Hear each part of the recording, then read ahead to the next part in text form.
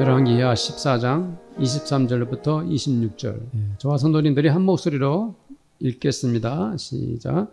유다의 왕 요아스의 아들 아마샤 제15년에 이스라엘의 왕 요아스의 아들 여로보암이 사마리아에서 왕이 되어 41년간 다스렸으며 여호와 보시기에 악을 향하여 이스라엘에게 범죄한 느밧의 아들 여로보암의 모든 죄에서 떠나지 아니하였더라.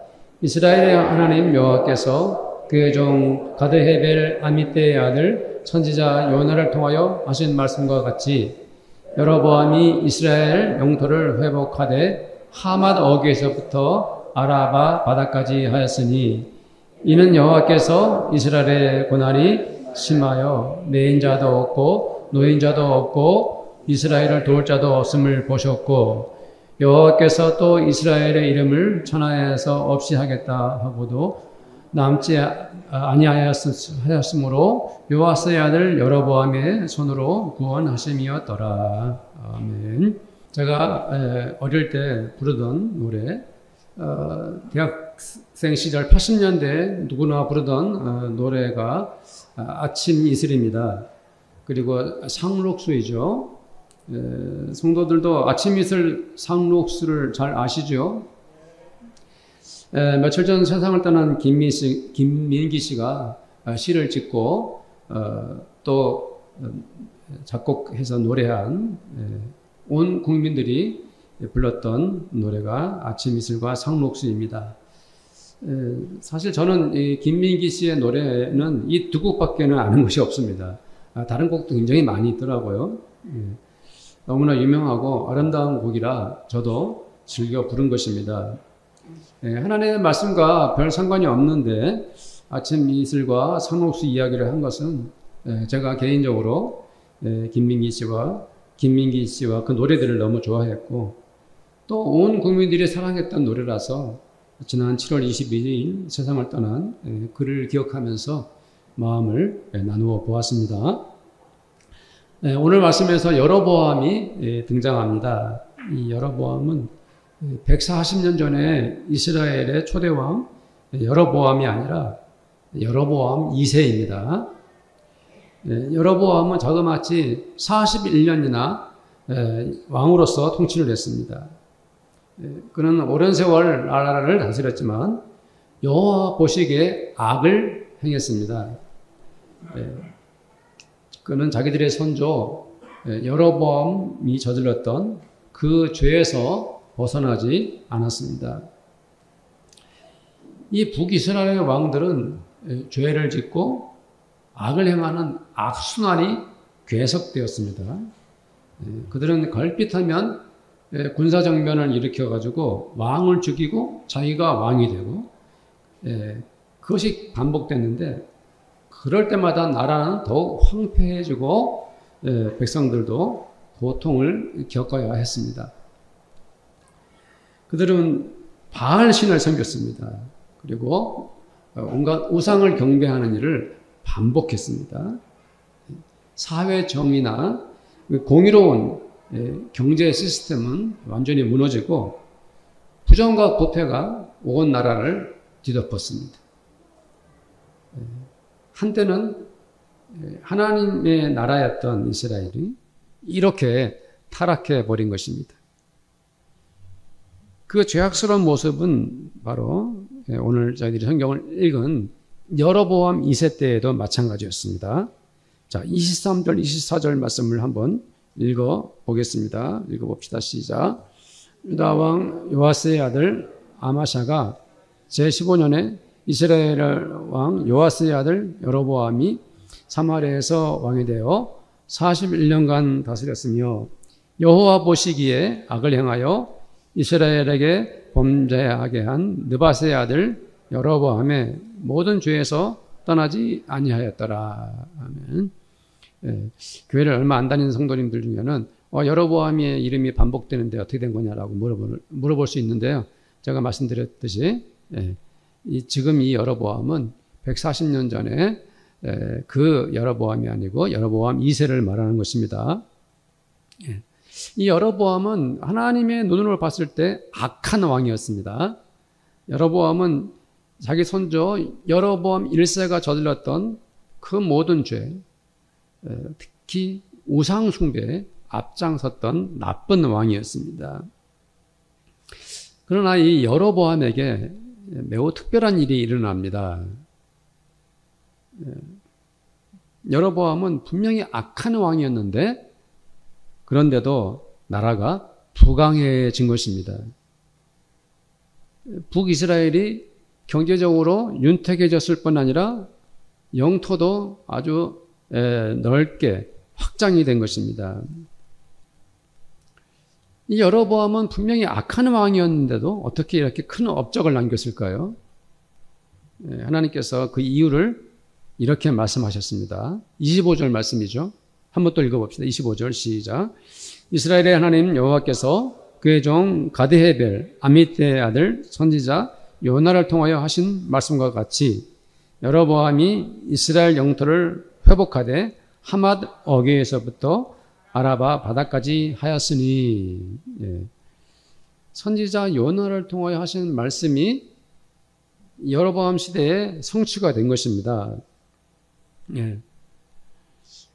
북이스라엘이 영토를 회복하고 나라가 부강하게 된 것은 하나님께서 미리 요나 선지자를 통하여 말씀하신 것이 성취된 것입니다. 여로보암 시대에 나라가 잘 된 것은 하나님의 계획과 섭리 속에서 이루어진 거예요. 하맛 어귀에서부터라고 기록되어 있죠. 이 하맛은 어디냐면은 북이스라엘의 최북단 지역을 말하는 거예요. 솔로몬 시대에는 이스라엘의 영토였어요. 그런데 다시 나중에 그곳 지역의 하맛 왕이 그 땅을 차지하고 있었는데 여로보암 2세 때 그 하맛 땅을 되찾은 것입니다. 그것을 바로 여로보암이 해낸 것이죠. 그리고 아라바 바다라 그랬죠. 아라바 바다는 사해를 말하는 거예요. 그래서 여로보암 2세는 남으로는 사해 바다부터 북으로는 하맛까지 그 땅을 아주 확장시켰어요. 잃어버린 땅을 회복시키고 되살리는 왕이에요. 그것뿐만 아니라 여로보암 시대는 경제적으로 풍요로운 시대였어요. 아모스 선지자가 있는데, 아모스 선지자 들어봤죠? 아모스 선지자가 있는데, 이 아모스 선지자가 여로보암 2세 때 활동했던 선지자입니다. 그 시대에 하나님의 말씀을 전했는데, 아모스가 전하는 하나님의 말씀을 이렇게 보면은, 그 시대가 물질적으로 풍요로웠다는 것을 알 수 있어요. 아모스 6장 4절에서 6절까지 한번 읽어봅시다. 시작. 너희는 상에 누우며 침상에서 기지개 켜며 양떼에서 어린 양과 우리에서 송아지를 잡아서 먹고 비파 소리에 맞추어 노래를 지절거리며 다윗처럼 자기를 위하여 악기를 제조하며 대접으로 포도주를 마시며 귀한 기름을 몸에 바르면서 요셉의 환난에 대하여는 근심하지 아니하는 자로다. 아멘. 상에 눕는다 그랬죠. 이 상아는 지금도 아주 매우 귀한 것이고 이제는 그 상아를 아예 만들 수도 없죠. 그 당시에는 참 비싸고 화려한 상품이에요. 그 상아를 그들이 뭡니까? 침상에서 누워 잘 만큼 풍요로운 시대예요. 비파 소리의 노래를 불렀다 그랬죠. 악기를 제조하고. 이것은 무엇을 의미합니까? 그들이 경제적으로 여유롭고 풍요로웠기 때문에 그것을 음악을 즐겼다는 것이죠.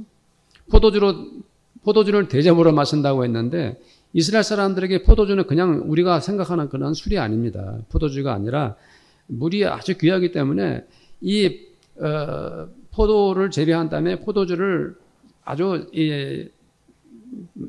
만든 후에 아껴서 먹어야 하고 잘 보관해야 했습니다.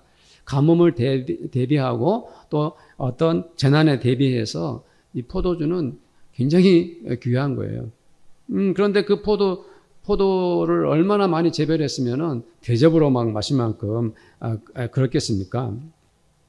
그리고 이스라엘 사람들에게 기름은 우리가 생각할 때 기름은 식용유 기름 정도 생각이 안 날 텐데 이 기름은 매우 중요한 음식의 재료일 뿐 아니라 식용으로 유용한 굉장히 이스라엘 사람들에게는 아주 필수품이에요.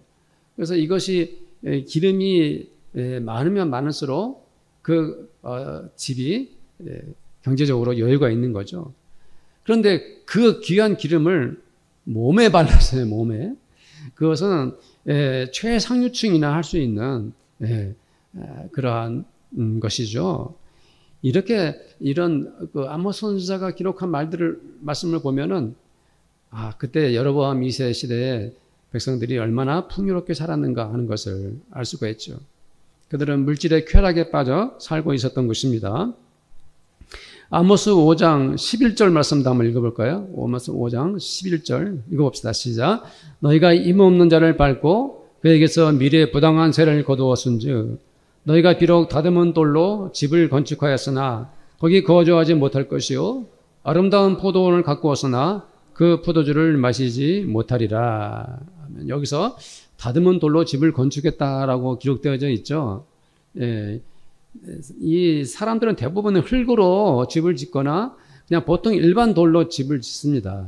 그런데 이 다듬은 돌이라는 것은 이 돌을 다듬으려면은 인건비가 많이 들어요. 그래서 집에 그 돌을 잘 다듬어서 집을 짓는 거죠. 그리고 이 다듬을 수 있는 돌은 원래 처음부터 값비싸고 아주 귀한 것입니다. 구하기가 어려운 거예요. 그런데 이 이스라엘 백성들이 다듬은 돌로 집을 짓고 살았어요. 얼마나 풍요로웠는지 그것을 우리가 충분히 짐작할 수가 있죠. 경제적 능력이 없으면 이 화려한 집을 만들어낼 수가 없는 것입니다. 저희들이 수요 예배 때 호세아 말씀을 가지고 은혜 받고 있는데 이 호세아 선지자도 여로보암 2세 때 활동했던 선지자입니다.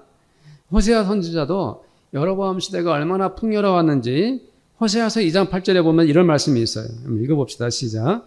곡식과 새 포도주와 기름은 내가 그에게 준 것이요 그들이 바알을 위하여 쓴 은과 금도 내가 그에게 더하여 준 것이거늘 그가 알지 못하도다. 아멘. 곡식과 새 포도주와 기름은 이게 관용적 표현 비슷한 건데 풍요의 상징인 거예요. 번성을 표현할 때 이렇게 말하는 것입니다. 뿐만 아니라 그들은 금과 은이 얼마나 남아 돌았으면 바알에게 그것을 바쳤을까요? 성경에도 이 금과 은을 하나님께 바쳤다는 내용은 없거든요. 물론 솔로몬 시대에 성전을 꾸밀 때 금을 사용하긴 했지만 백성들이 그냥 금과 은이 얼마나 흔했으면 바알에게 갖다 바쳤을까요? 그뿐만 아닙니다.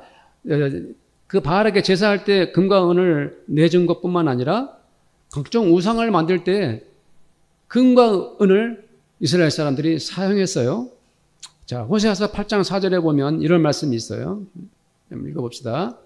시작. 그들이 또 그 은금으로 자기를 위하여 우상을 만들었나니 결국은 파괴되고 말리라. 그들이 이스라엘 사람들이 우상들을 만들 때 금과 은을 재료로 해서 만들었다 이 말이에요. 그러니까 그들이 얼마나 풍요롭게 살았느냐 하는 것을 알 수가 있죠. 자, 우리 오늘 말씀 25절 말씀을 다시 한번 볼까요? 다시 읽어봅시다. 시작. 이스라엘의 하나님 여호와께서 그의 종 가드 헤벨 아미떼의 아들 선지자 요나를 통하여 하신 말씀과 같이 여로보암이 이스라엘 영토를 회복하되 하맛 어귀에서부터 아라바 바다까지 하였으니. 성도님들, 이 말씀을 다시 읽었는데요. 이 말씀을 보면서 우리는 무엇을 알 수가 있죠? 여로보암 시대가 굉장히 풍요로웠는데 그 이유가 무엇입니까? 오늘 25절 말씀 보면 그 답이 잘 드러나 있습니다. 여로보암 시대에 나라가 부강한 것은 하나님께서 요나 선지자를 통하여 약속하신 말씀을 성취하셨기 때문입니다. 거기 기록되어 있지 않습니까? 그렇죠? 다시 보면 아미떼 아들 선지자 요나를 통하여 하신 말씀과 같이라고 기록되어 있어요.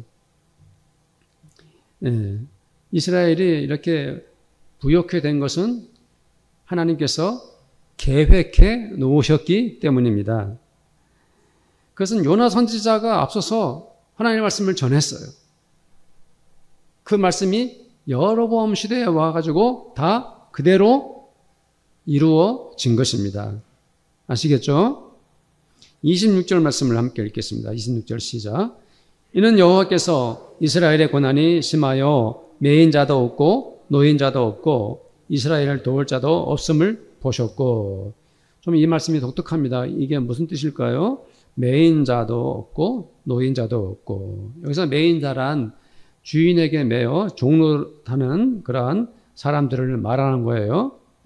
그리고 노인자는 자유로운 사람들, 종을 거느리고 사는 그러한 자유로운 사람들을 의미하는 거죠. 그러니까 매인자나 노인자라는 것은 바로 이스라엘 백성 전체를 의미하는 겁니다. 그런데 이 이스라엘에는 바로 이스라엘을 도울 사람이 아무도 없고 그 누구도 이 이스라엘을 도울 수가 없는 형편이었어요. 그래서 이 이스라엘이 너무 고난이 심하니까 아무도 도와줄 수가 없는데 바로 하나님께서 일어설 방법이 없는 이 이스라엘을 뭡니까? 구해 주신 것입니다. 만약 하나님께서 이 이스라엘을 그냥 놔뒀다가는 완전히 망할 것 같으니까 하나님께서 이스라엘을 구원해 주신 거예요. 하나님께서 이스라엘에게 다시 회복할 기회를 주신 것입니다. 자, 27절 말씀을 또 보겠습니다. 27절 시작. 여호와께서 또 이스라엘의 이름을 천하에서 없이 하겠다고도 아니하셨습니다. 요아스의 아들 여로보암의 손으로 구원하심이었더라. 아멘. 네. 이스라엘을 천하에서 없애버리겠다라고 하나님께서 말씀하지 않았었기 때문에 누구를 통해서 구원하셨다고요? 여로보암의 손으로 구원하셨어요. 예. 하나님은 여로보암의 손으로 이스라엘을 살려내셨습니다. 그렇지만 성도님들, 여로보암이 누굽니까? 그는 자기 조상 여로보암 1세가 저질렀던 모든 죄에서 떠나지 않았습니다. 그는 여호와 보시기에 분명히 악을 행한 자입니다. 그런데도 하나님께서 그의 손을 통해서 이스라엘을 구원하셨다. 어떤 의미가 있을까요? 말이 안 맞잖아요. 그죠? 왜 하나님께서 악한 여로보암을 통해서 이스라엘을 구원하셨을까? 하나님은 이스라엘을 지금 구원할 계획을 세우셨는데 그 구원의 때에 누가 있었습니까? 여로보암이 이스라엘의 왕이에요. 그래서 하나님께서 여로보암을 통해서 이 나라를 살리신 것입니다. 하나님께서 그 일을 하신 거예요. 만일 그 시대에 여로보암이 아니라 다른 왕이 그 자리에 있었어도 하나님은 그 사람을 통해서 하나님의 일을 하시는 것이죠. 그러니까 이 말씀을 다시 보면은 하나님이 여로보암 시대에 이스라엘을 구원하셨다, 이런 의미예요. 하나님은 군사적으로 다른 나라로부터 이스라엘을 지켜주셨고 경제적으로는 배고픈 이 민족을 잘 먹고 살게끔 도와주신 것입니다. 그러면 그 모든 은혜는 누가 주신 거예요? 베푸신 거예요? 네, 하나님께서 베푸신 것입니다. 자, 여기까지는 다 하나님의 뜻이고 하나님께서 주도적으로 행하신 일이에요. 그러나 여로보암 왕과 그 관료들, 그 백성들은 어떻게 행동했습니까? 하나님께서 나라를 구원해 주셨고 경제적 혜택을 주셨지만 그들은 어떻게 살았습니까? 왕부터가 먼저 우상을 숭배하고 백성들을 착취하고 또 관료들은 부패하고 온갖 죄들을 앞장서서 저질렀습니다. 또 백성들도 동일하게 온갖 죄악 속에서 하나님 앞에서 악을 행한 것입니다. 성도님들, 이 여로보암과 이스라엘 사람들을 보면서 어떤 생각을 하게 됩니까? 그들에게 치명적 약점이 있었습니다. 정말 일어나서는 안 될 일이 일어난 것이죠. 그것이 무엇입니까? 그것은 바로 하나님께서 자기 나라를 구원해 주셨다는 것을 깨닫지 못했다는 것이죠. 예. 하나님께서 분명히 눈에 띄도록 확실하게 전쟁에서 이기게 하시고 경제적 풍요를 허락해 주셨는데 그들은 전혀 하나님의 은혜를 조금도 느끼지 않았습니다.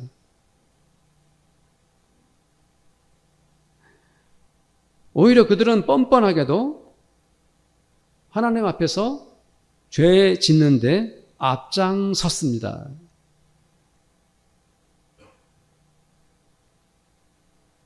우리는 여로보암 시대를 보면서 지금 이 시대를 사는 우리들이 하나님 앞에서 어떤 도전을 받습니까? 우리는 오늘 말씀을 보면서 첫 번째로 물질의 복은 하나님께서 주신다는 것을 확실하게 우리가 믿어야 합니다. 예. 성도님들, 거듭 말씀드린 대로 여로보암 시대의 풍요로움은 하나님께서 요나 선지자를 통해서 언약하신 것을 이루신 거예요. 그 일은 하나님께서 말씀대로 이루어 내신 것입니다. 그러나 그들은, 이 백성들은 그 물질이 하나님께서 주신 것임을 깨닫지 못했습니다. 그들은 오히려 거짓되고 악한 방법으로 돈을 벌고 또 그것을 아무렇게나 죄 짓는 데에 낭비해 버렸습니다. 정직하고 성실하게 하나님의 말씀대로 경제활동을 하지 않고 그것을 추하게 허비해 버렸습니다. 그 결과가 어떻게 되었죠? 그들은 하나님의 은혜를 잊고 사는 것 자체가, 그리고 자기들 마음대로 불법을 행하고 사는 것 자체가 나중에 그 일을 통해서 어떤 일들이 자기들에게 일어나게 될 것을 조금도 알지를 못했어요. 네. 그렇게 살다가 자기들의 나라가 처참하게 쓰러질 것을 전혀 짐작하지 못했습니다.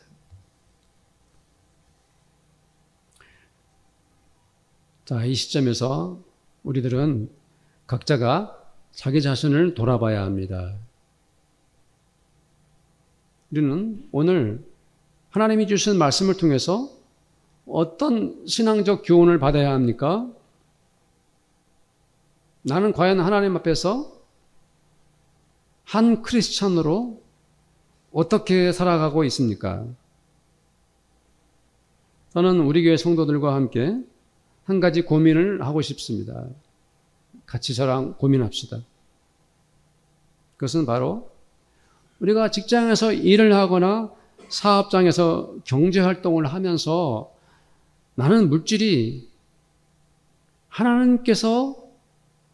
이 물질이 하나님께서 주신 것이냐, 그것을 믿느냐 하는 점입니다.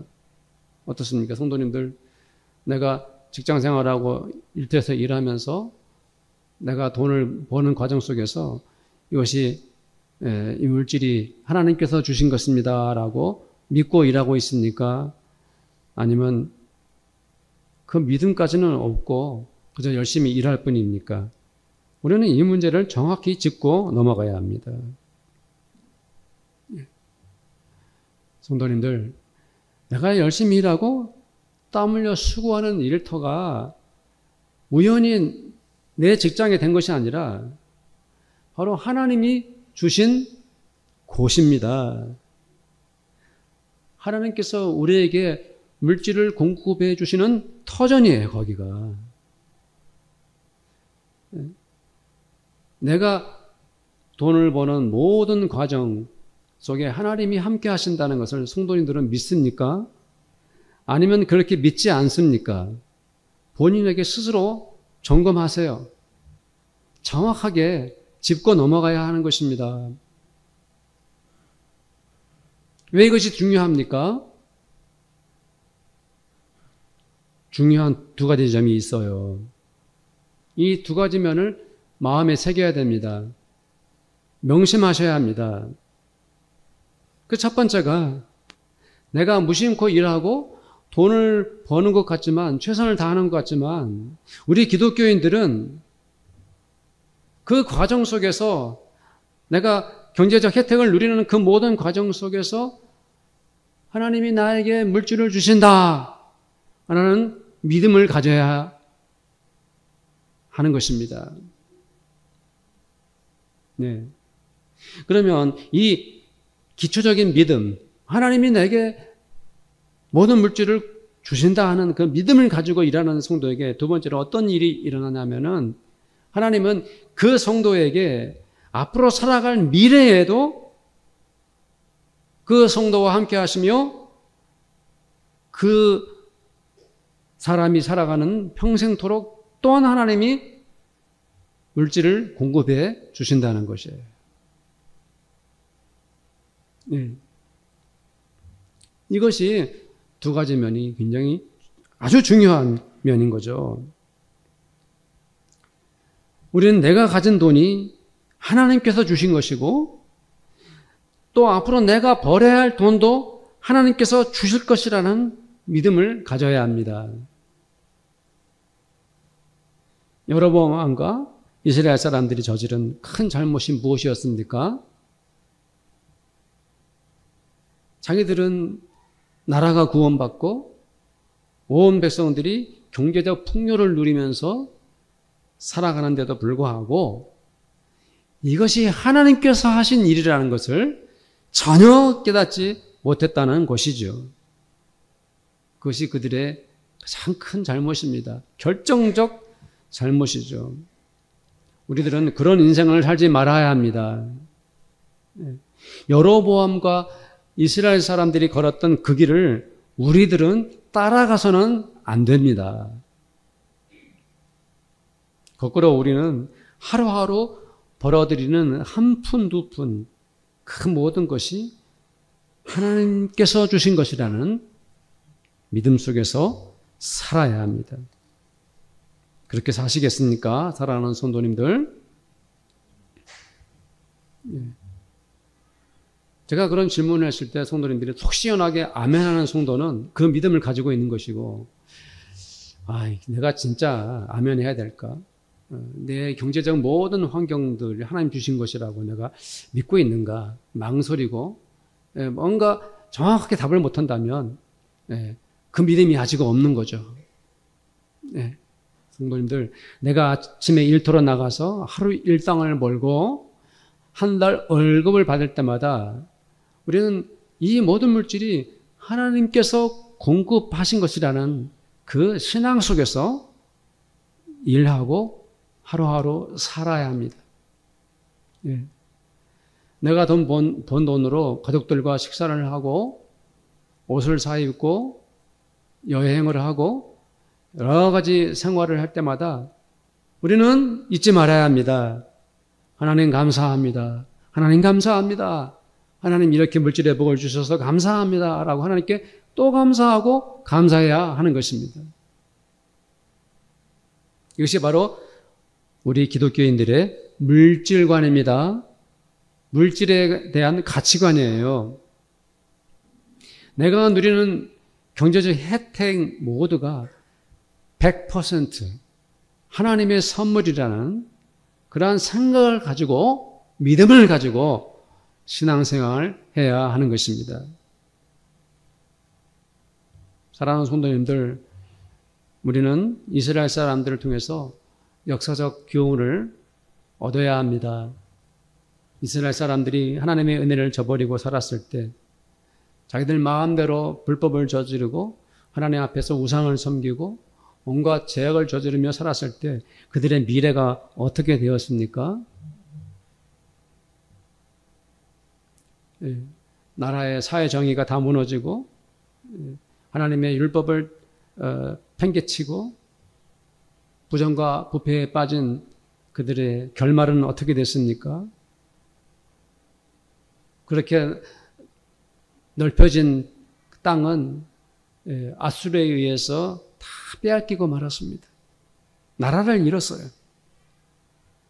풍요로운 물질은 다 강탈당하고 비참하게 온 세계로 뿔뿔이 흩어지는 그러한 비참한 민족이 되고 말았습니다. 성도님들에게 질문합니다. 사랑하는 성도님들, 하나님을 믿습니까? 오늘 말씀 제목이 하나님을 믿습니까?입니다. 다시 여쭤봅니다. 성도님들, 하나님을 믿습니까? 그러면 날마다 하나님께서 나에게 주신 물질의 복에 대해서 하나님께 감사하시기를 축복합니다. 성도님들, 하나님을 믿습니까? 그렇다면 앞으로 내가 살아갈 앞날도 미래도 내가 믿는 그 하나님께서 나와 우리 가족을 위해서, 우리의 미래를 위해서 풍성한 복을 하나님께서 주실 것을 믿고 감사하시기를 축복합니다. 저는 오늘 시편 37편 5절 6절 말씀을 성도들과 나누며 말씀을 마치겠습니다. 우리 다 함께 읽어봅시다. 시작. 내 길을 여호와께 맡기라. 그를 의지하면 그가 이루시고 내 의를 빛같이 나타내시며 내 공의를 정오의 빛같이 하시리로다. 아멘. 우리 함께 기도하겠습니다. 기도할 때 하나님께서 내게 주시는 모든 복은 하나님이 주신 것이라는 것을 믿습니다라고 기도해 주시고, 또 앞으로 살아갈 내 모든 삶 속에서도 하나님께서 은혜와 복을 더하여 주실 줄은 믿습니다라고 이렇게 간절히 기도하겠습니다. 하나님 아버지 감사합니다. 우리가 열심히 일하고 땀 흘려 아버지 하나님 물질의 복을 받아 누리지만 그것이 진정 하나님께서 주신 것이라는 그 믿음을 가지고 우리가 살아가고 있는지 오늘 다시 한번 확인하게 하시니 감사합니다. 다시금 깨닫게 하시니 감사합니다. 하나님 아버지, 우리들이 가지고 있는 물질에 대한 가치관, 물질관, 이것은 100% 하나님께서 주신 선물이라는 그 믿음을 가지고 우리가 살기를 원합니다. 늘 하나님께 감사하며 일하게 하시고 늘 하나님께 감사하면서 우리가 살아가는 하루하루 삶을 하나님과 더불어 기뻐하며 살기를 원합니다. 하나님께서 주신 것이라는 그 믿음을 가지고 살아가는 성도에게 그들의 미래와 앞날에도 하나님은 물질의 복으로 채워주실 것입니다. 그것을 믿는 성도님들이 되게 하여 주시옵소서. 모두가 철저히 이 믿음과 이 신앙으로 아버지 하나님 굳건한 믿음으로 살기를 원합니다. 그자여서 아버지 하나님, 우리들이 오직 하나님께만 감사하고 또 감사하면서 우리들의 일생을 주님께 맡기고 하나님 의지하며 살아가는 저희들이 되기를 원합니다. 이러한 굳건하고 반석 위에 세워진 신앙을 가진 성도들에게 하나님께서 예비하시고 주시고자 하는 그 은혜와 복을 풍성히 내려 주시옵소서. 감사하며 예수님의 이름으로 기도합니다. 아멘. 지금은 우리 주님 예수 그리스도의 은혜와 하나님 아버지의 사랑하심과 성령님의 교제하심이 하나님께서 주신 모든 은혜와 복을 오직 하나님의 것이라고 믿고 그 뜻대로 순종하며 살기를 원하는 이 자리에 함께한 모든 성도들과 우리 성도들의 가정마다 또 믿음으로 열심히 일하는 그들의 일터와 그리고 우리 교회 위에 지금부터 영원토록 함께 있을지어다. 아멘.